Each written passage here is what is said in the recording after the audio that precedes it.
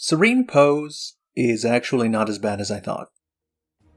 In my longsword tutorial, I said some harsh things about it.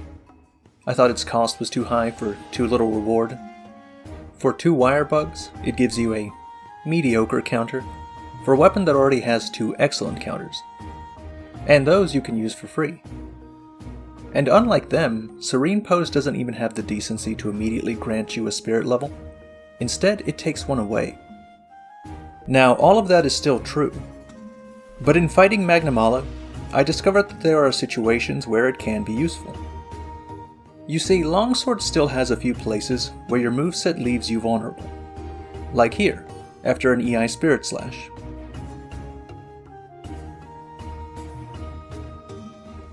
You can't go into a Foresight Slash after an EI Spirit Slash. Normally that would be fine because I can go back into a Special Sheath since I pulled off the counter.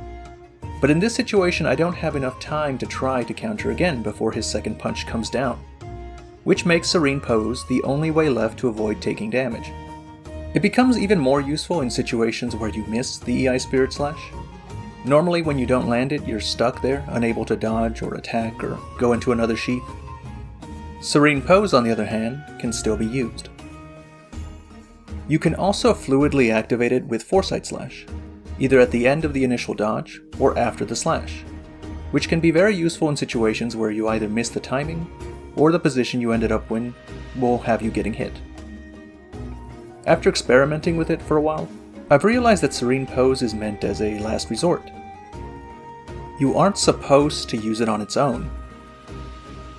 You're supposed to use it when you fucked up your counters. Once I had that mindset and started using it more effectively, I found out it's actually a very good skill. Of course, since your wire bugs are limited, sometimes you won't have the skill ready when you need it. But in practice, it's actually less of a problem than it seems. Because if you're playing so well that you're consistently landing your Helmbreakers to the point you don't have any bugs for Serene pose, then you probably didn't need it for that hunt anyway.